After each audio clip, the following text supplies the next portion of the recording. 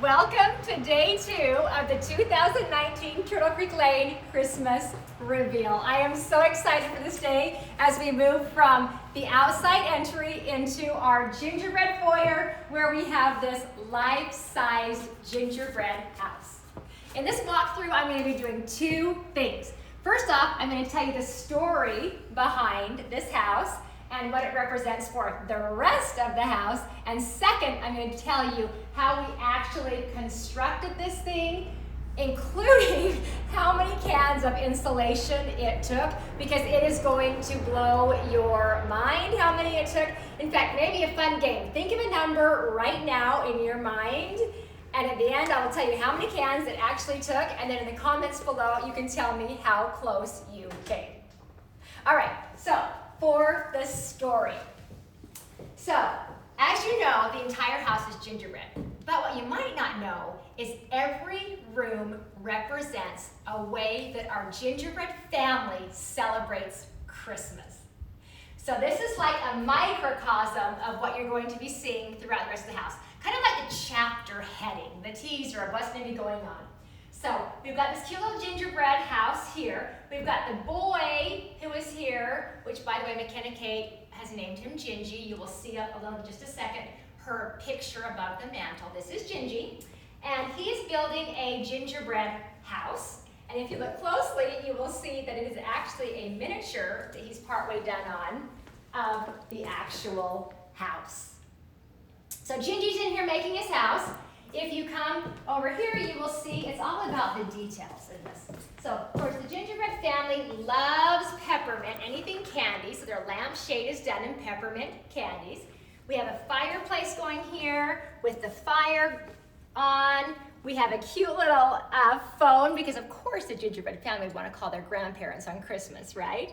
And this is the picture I was referring to that McKenna Kate drew of our gingerbread family, which is above the mantle. And by the way, she named the father and mother Dave and Sherry. Not quite sure why, but that's what they're named. Anyway, have the cute trees going on. Then, of course, their real Christmas tree with presents under their Christmas tree.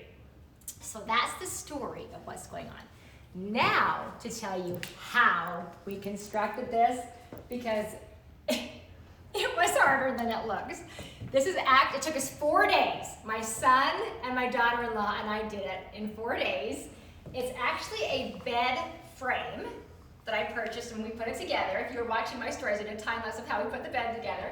And then my son and I went up to Home Depot and bought particle board, 2 big pieces, and made the roof. Put the roof on, and then once we realized the roof was on, it was too low to the ground. We had to get down so far to be able to see into the house. So we decided to jack the entire house up. There's actually 2 cinder blocks underneath here, and then we jacked the whole house up. And then, of course, we had to cover the ugly cinder blocks. So we had to get more and more insulation and cover those all up. And then the roof was so much fun to make. These are actually dog frisbees. And then these are those balls. What do they actually call them? I call them the Chuck E. Cheese balls. You know that you jump in? Anyway, balls up here. And then, of course, the big just play balls up on top, which look like they are gum balls. And then the chimney, of course, we've got candy spewing out, the lollipops, because that's what gingerbread families would have. And then I thought that this is the stuff I actually used.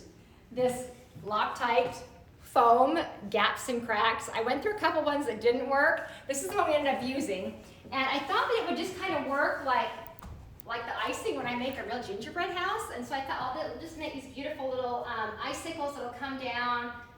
No, it was like falling onto the floor. It was terrible. So I actually had to construct all of these icicles on the ground, let them dry, and then hot glue them up to here. Then, of course, we added the little lights on it because the gingerbread family would have lights, of course. And then one fun thing that we did is, I don't know how many bottles of glitter we went through, but I actually got spray tacky glue and sprayed everything and then just glittered the heck out of the whole house. And I think it looks like, you know how like in this, when there's a new snowstorm and the sun hits it and the snow just glitters? Anyway, that's what it reminds me of. Growing up in Utah, I love that look. Anyway, so we glittered absolutely everything. And then my husband helped me hang the snowflakes up on top. We actually had to use a fishing pole to get them over. It was hysterical. We had so much fun. Anyway, so that was how we started. If you have any questions, put them in the comments if I didn't cover something. And finally, to answer your question, 92 cans of foam insulation is how much it took to construct this house. And then tomorrow, I'm going to be taking you into the reindeer lounge because Santa has already arrived here.